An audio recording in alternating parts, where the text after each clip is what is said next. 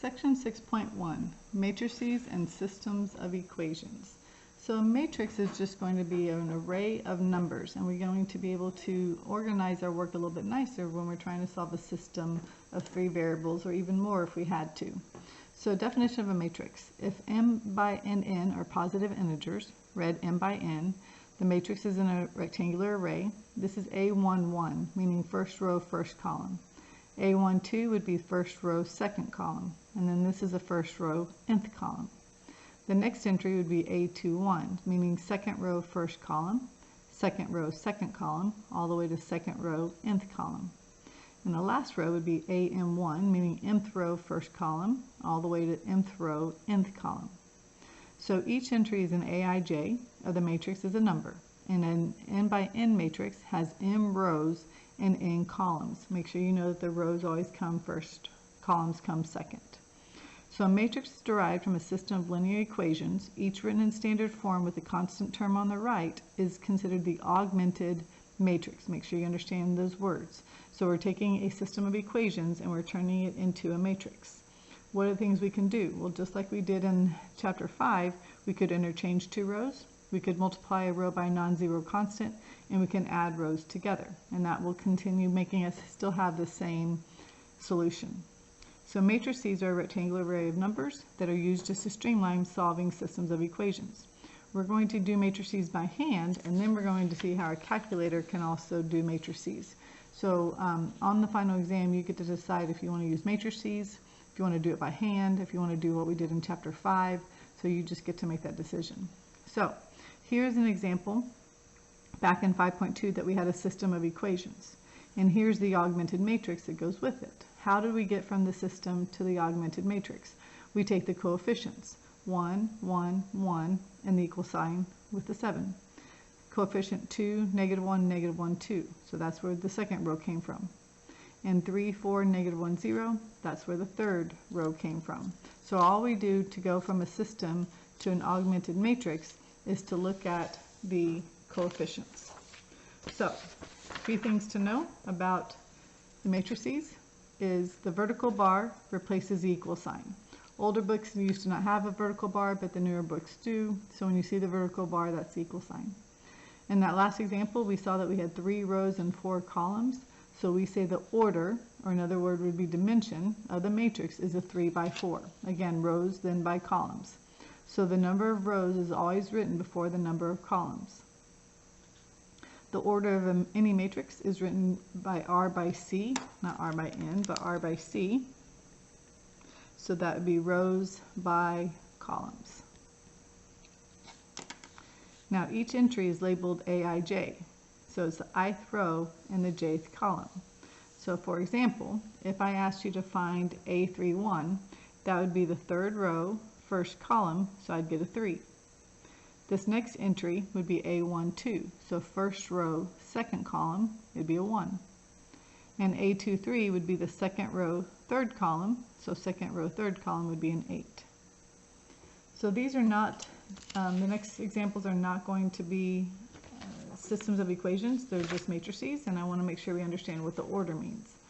So this one would have an order of 3 rows by 2 columns, so it's a 3 by 2. This would be 2 rows by 4 columns, so it would be a 2 by 4. And this would be 4 rows by 1 column, so it would be a 4 by 1. Then if I asked you to find some entries, we want to say for example, what's A22? Well, that would be the second row, second column, so my entry would be 5. Second row, second column, my entry would be -5. And I didn't do one for the last one. So the last 2 examples on this page, what is this dimension? Well, it's a 2 by 2, and this is a 1 by 3. So we have a 2 by 2 and a 1 by 3. There's a lot more to do with square matrices, but we don't get to do that in this chapter. And again, if I asked you for A12, that would be the first row, second column, which is 4, and this would be the first row, second column, which would be a 6. So just be able to pick out the entries as we go. All right, so say for instance we want to solve using matrices. We're going to get it into something called either row echelon form or reduced row echelon form. I like to give an example, and this is an example of row echelon form. So let's see what that means. If you had a row consisting entirely of zeros, that would have to be at the bottom of the matrix. So there's my row of zeros. It doesn't always happen, but if it does, you need the zeros down there. For each row that does not consist entirely of zeros, the first non-zero entry is a 1. So up here would need to be a 1. That's the first entry. For every two successive non-zero rows, the leading one in the higher row is farther to the left than the leading one in the lower row. All that means is you want ones in the diagonal. And below the diagonal, you want zeros. So, to put something in row echelon form, just know you want ones in the diagonals and zeros below. But if you were asked to put something in reduced row echelon form, that means you're going to have ones in the diagonal still and zeros below. But you're also going to have zeros above. Now, why is reduced row echelon form better than row echelon form? Because reduced row echelon form would already tell me that x equaled 4, y equaled 5, and z equaled -3. Now, I'm not going to make you put something into reduced row echelon form because it takes a lot longer to get to that form, but I will ask you to be able to put something in row echelon form. So how are we going to put in row echelon form? We're going to use Gaussian elimination and back substitution. And all that means is you're going to write the augmented matrix. You're going to get zeros below the diagonal. If you can get ones in the diagonal without creating fractions, I would do so. And then we're going to use back substitution to find the solution. So let's do an example. You have it on your paper, but I'm going to have a little bit more space.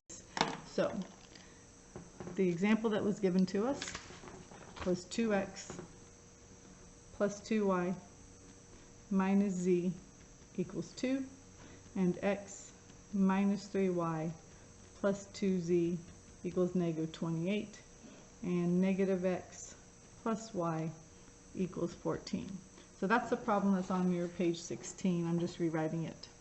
So the first thing we want to do is put it into a matrix.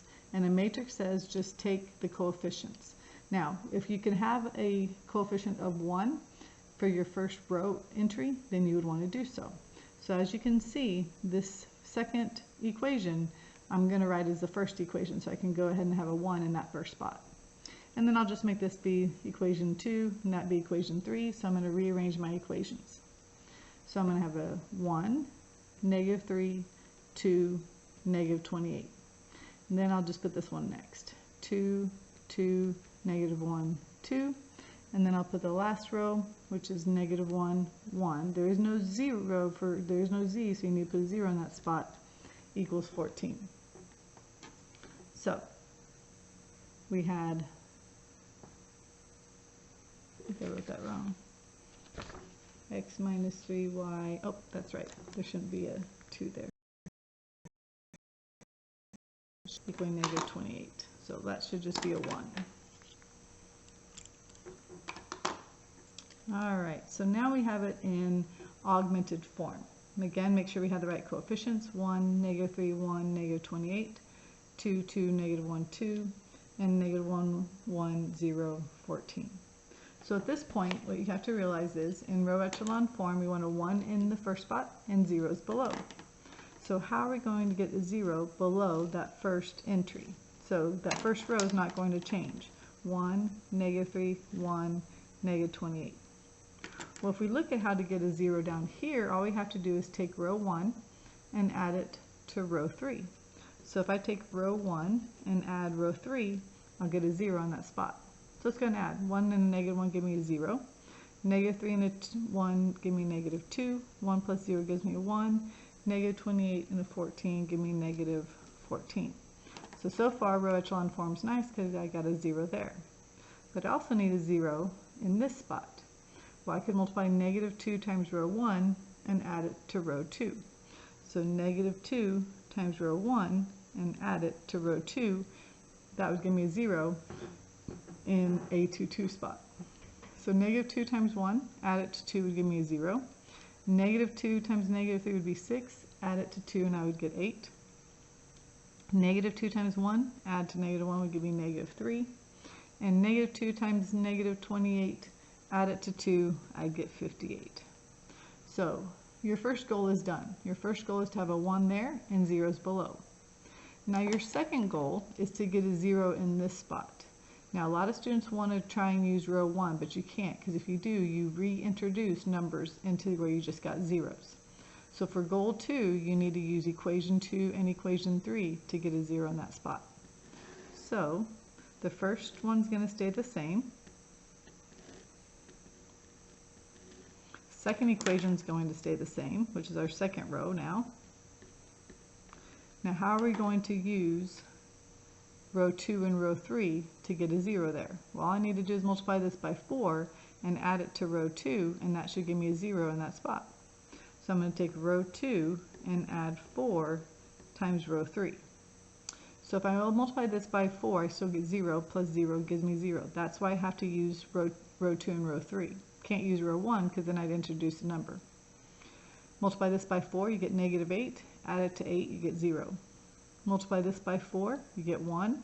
So you get 4. Add it to negative 3, you get 1. Multiply this by 4, you get negative 56. Add it to 58, and you're going to get 2. Now this is not considered row echelon form yet, because you would want to 1 in this spot. So that means I have to divide all that by 8. Well, if I would create fractions, so I don't want to do that. But I can go ahead and solve because I got zeros in the spots below the diagonal. What does this last row tell me? This last row tells me that z equals 2. So you already know what z is. The row above it would say 8y minus 3z equals 58. So when I plug in z being 2, I get 8y minus 3 times 2 is 6 equals 58. Add over the 6, I get 64, so y would equal 8. So I have z equaling 2 and y equaling 8. So then I would take the first equation, which is the first row, which says x minus 3y plus z equals negative 28. I know what z is, and I know what y is. So I'd get x minus 3 times 2 is 6, and then, 3 times 8 is 24, plus z is 2 equals negative 28. So that would be a negative 26, negative 22, and then when I add it over, I get negative 6. So my ordered triplet would be negative 6, 8, and 2. So we solved it using matrices instead of substitution or the addition method. Again, before you turn in your test, I would check your answers by making sure you plug that into all 3 of these equations, and it should work out, and it does. So our answer would be negative 6, 8, and 2. So let's look at another one. So say for example we have number 3. 2x plus y plus 3z equals 3, and so forth.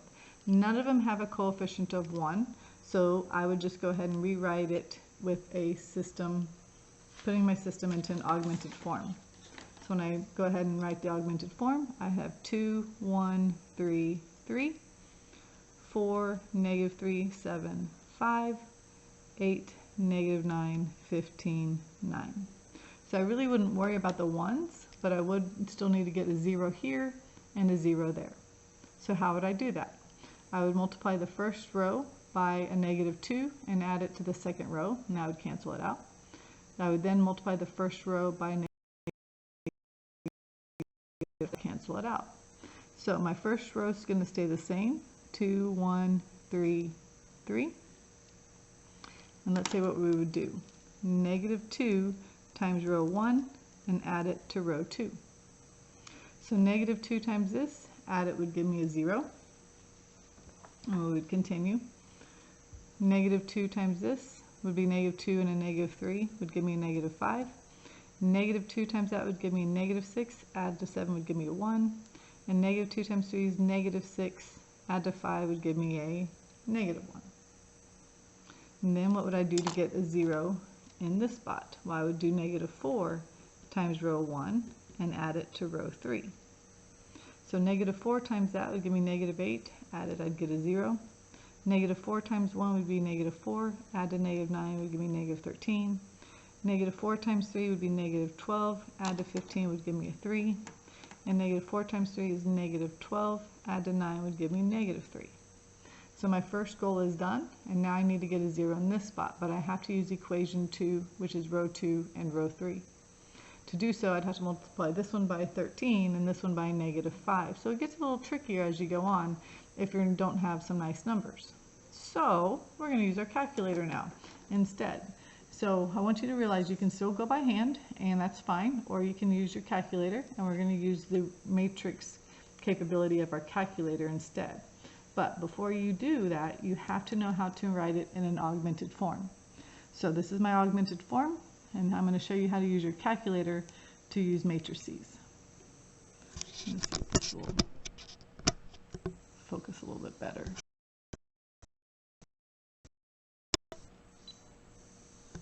Okay, so the matrix capability is right here in matrix, and so you're going to pull up matrix, and when you do so, you have names, math, and edit. You're going to go here 3 times. The first time you'll go over to edit, next time you'll just go to math, and the next time you'll just go to names. So first thing you do is when you want to go over to the edit button, and you might not have any matrices in there, just click edit, and it might just be matrix A. You might not have anything put in there. You need to know how many rows and how many columns you have. So I had 3 rows and 4 columns. So 3, enter, 4, enter. And really, all these are going to be cleared out, so don't worry about, you wouldn't have any numbers in there quite yet. So you have a 3 by 4, and now we're just going to put in our entries. So hit 2 and then enter, and it moves to the next entry for you. Then hit 1, enter, 3, enter, and then 3, enter. And it takes you down to the next row. So 4, -3, 7, 5, 8. The one thing you got to be careful about is you use the right negative sign. It's not the subtraction. You're going to want to use the negative down here. Okay? So far I've just typed in my matrix. Again, always make sure you have the correct signs in there. So now you're just going to quit. So second, quit.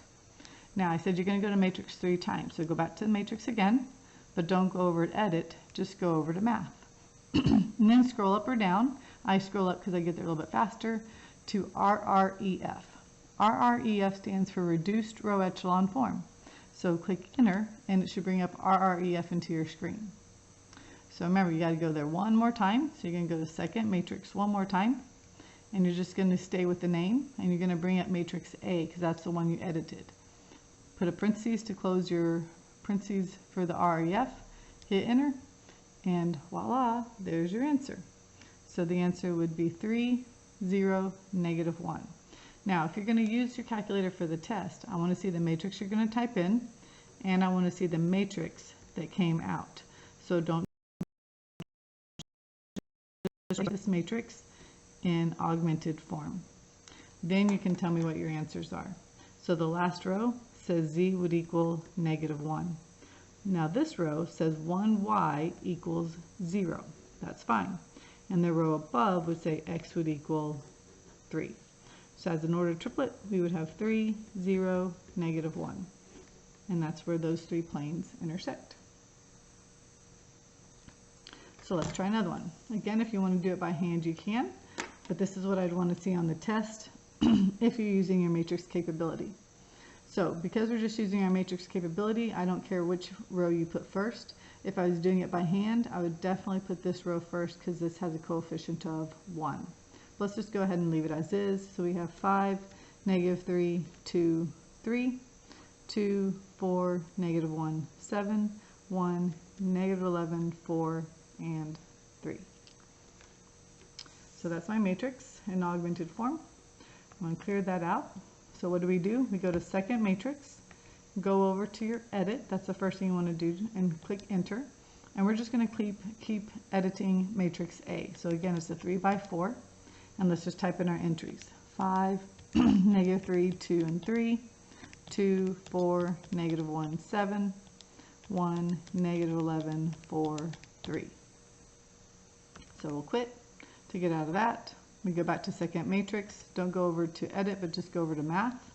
Scroll up or down till you get to RREF, Reduced Row Echelon Form. Click enter.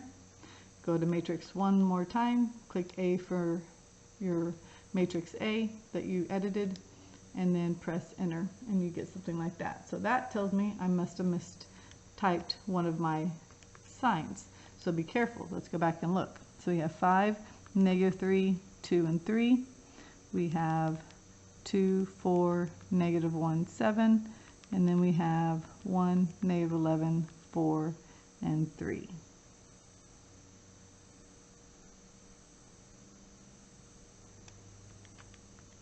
So if we hit the math key to change it back into a fraction, we get that. So we didn't make a mistake typing stuff in, but we definitely see that there's an issue with what we're doing. From that last row, what does that tell us? That says 0z equals 1. So if 0z equaled 1, that said 0 would equal 1. There's no way for that to happen. So your answer would be no solution. So this is going to be a section where we could have no solution, we could have infinitely many, and we could also have just 1. So what did I do to change it back into fraction form? Just hit your math key and then hit fraction twice and it'll pull it back up into fraction. Then that'll show you your last row a little bit easier, and that would say 0 equaled 1, which is not true. So 4 was no solution. All right, so x plus 6y, so forth. Let's look at that one.